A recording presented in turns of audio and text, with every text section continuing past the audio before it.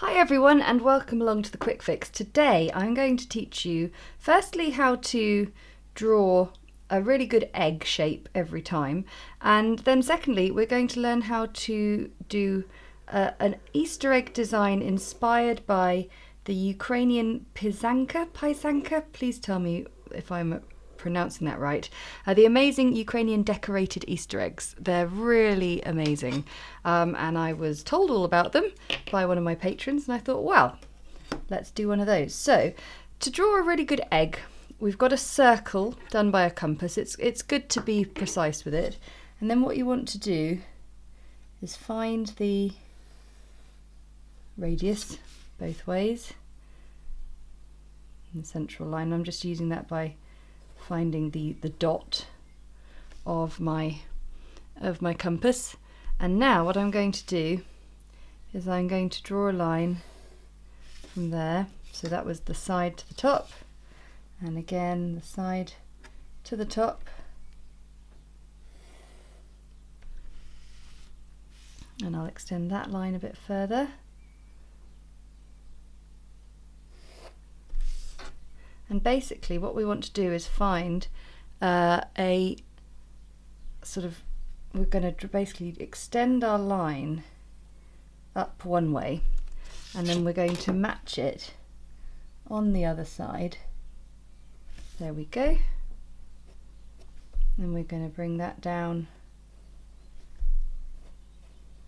to there, and then we're just going to go a little bit higher in the middle there and just curve it over both sides. I'm sure there's probably wonderfully more scientific ways of explaining that, but that is what works for me. It's mainly to get the symmetry, really. Okay, so now I've got my egg shape. I'm going to just lightly rub out that pencil and then we can get designing. Now I highly recommend you go online and have a look at the amazing array of designs out there of these kinds of eggs, but I'm just going to do a design based on just one of the sort of classic designs that I've seen. So what I'm going to do is I'm going to now create a sort of cross, so I find the middle of my egg.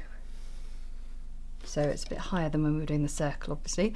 And what I'm going to do is I'm just going to now, by eye, sort of judging by eye, create a star shape. This feels quite Christmassy, actually, doing this. If you wanted, you could then sort of match it across the other side. A set square is such a useful tool. Okay.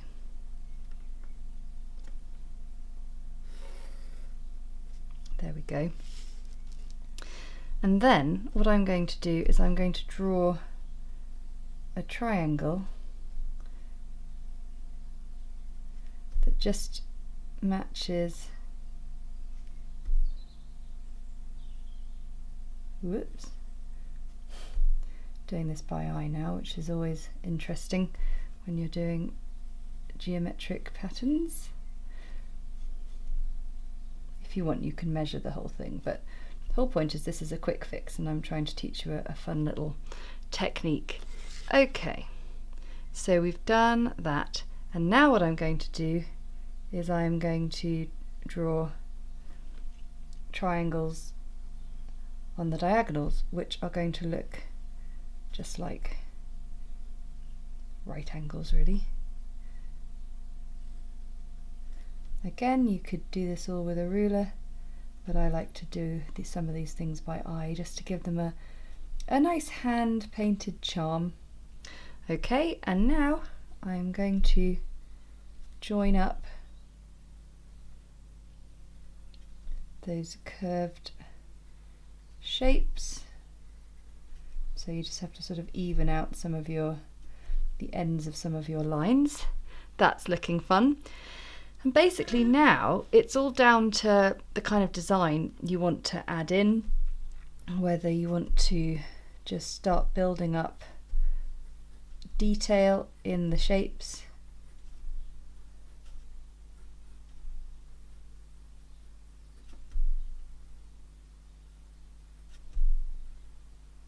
But it's all about repetition, really.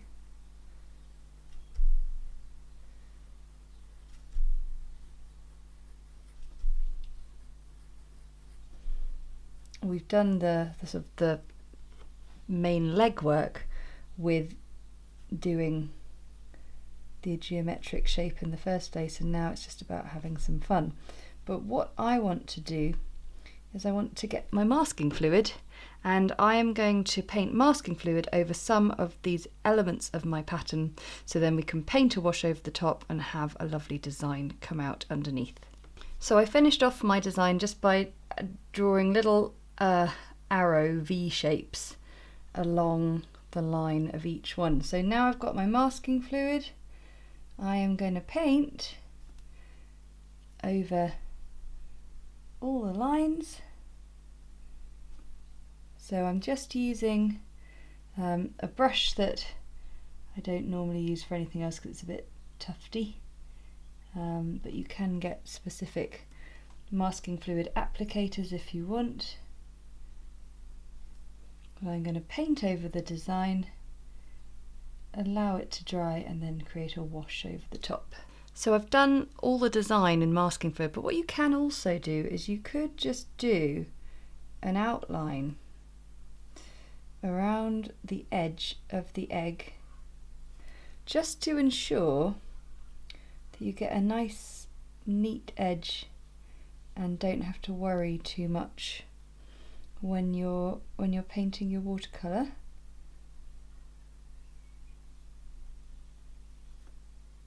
This is particularly useful if you were doing like big blended washes or something. I have like I said, I have a brush that I specifically use for masking fluid because it will clog up the bristles and kind of ruin its chances of being a good watercolour brush afterwards. So we're going to let this all dry 100%, so it's when it's tacky. It takes about 5 minutes, depending on how thickly you've painted it on. And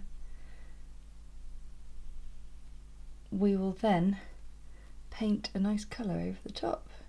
Just let it dry naturally though, because you don't want using hair dryers and things isn't a great idea because it could end up sort of getting welded to the page. And now the fun part, I've got French ultramarine blue here, and I'm just going to paint over the whole thing.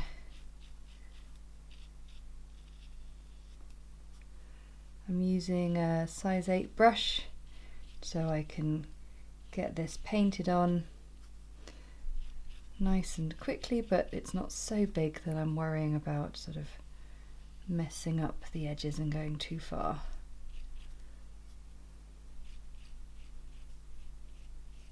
Right, we'll let that dry and then we can rub off the masking fluid, just making sure I've gone right up to the edges.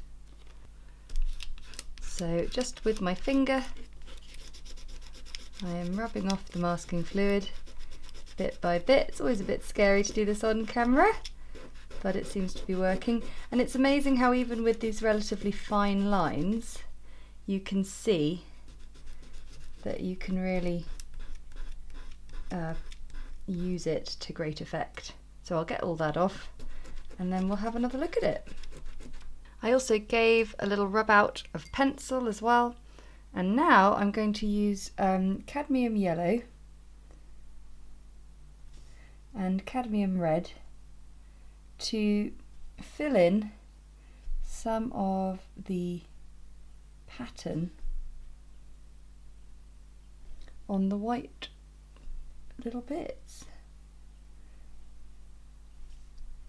So when I was looking at these, it sort of felt that a colour scheme, well, you'd sort of choose a handful of colours and keep it like maybe limited to about 3 colours for the pattern, but I'd love to know more if anyone's ever sort of had a go at painting like an actual real 3D Pysanka egg, or if you've collected them over the years. They're super cool. I'm very very into them, they're really fun. So a little bit of yellow on some of the dots there, and maybe might do the outer dots.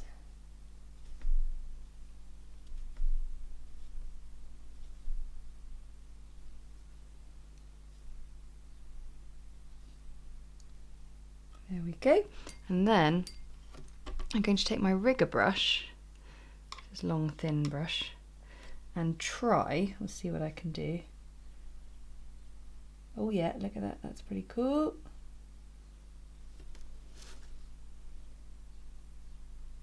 To do a nice thin line down the middle.